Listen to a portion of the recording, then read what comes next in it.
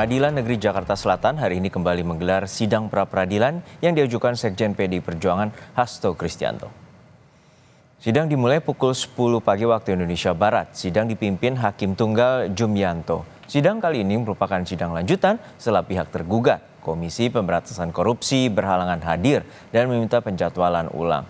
Tim kuasa hukum Hasto mengaku telah menyiapkan bukti dan saksi untuk membantah penetapan tersangka oleh KPK. Hasto menggugat penetapannya sebagai tersangka kasus suap dan perintangan penyidikan mantan kader PDIP Harun Masiku yang kini masih buron.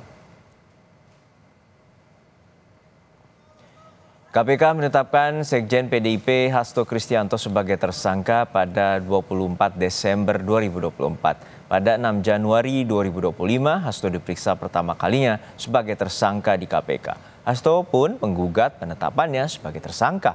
Selain Hasto, kasus buron Harun Masiku kini juga menyeret mantan Komisioner KPU Wahyu Setiawan dan mantan anggota Bawaslu Agustiani Tio. Lalu bagaimana jalannya sidang pra-peradilan Sekjen PDIP Hasto Kristianto di Pengadilan Negeri Jakarta Selatan? Kita bergabung dengan jurnalis Kompas TV Fedriska Ananda dan juru kamera Ricky Sultana. Fedriska, untuk saat ini apa saja poin gugatan yang telah disampaikan oleh kuasa hukum Hasto Kristianto?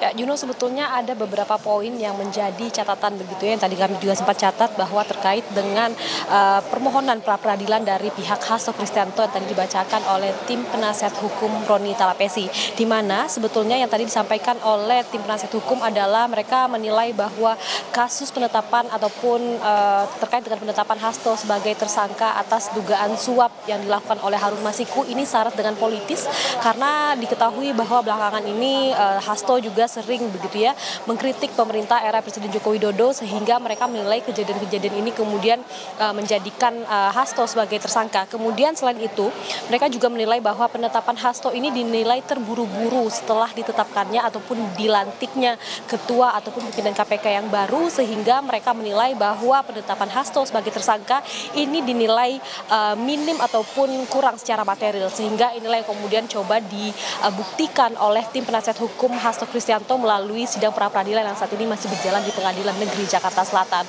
Karena kalau misalkan dari KPK sendiri juga mengatakan bahwa mereka sebetulnya sangat optimis terkait dengan pra-peradilan ini akan mereka menangkan, karena mereka mengatakan bahwa penetapan Hasto sebagai tersangka ini berdasarkan bukti baru yang telah ditemukan oleh KPK ketika kemudian terkait dengan pemeriksaan terhadap mantan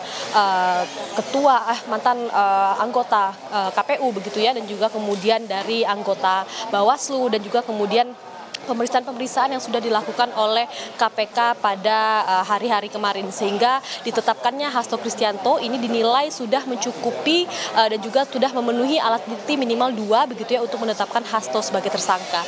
Adapun upaya pra-peradilan yang kemudian diajukan oleh pihak Hasto Kristianto ini sebetulnya dinilai oleh KPK sebetulnya adalah hak dari pihak termohon begitu ya, dalam hal ini pihak Hasto Kristianto, tanpa sebetulnya mengganggu ataupun proses penyidikan yang saat ini tengah berjalan di KPK.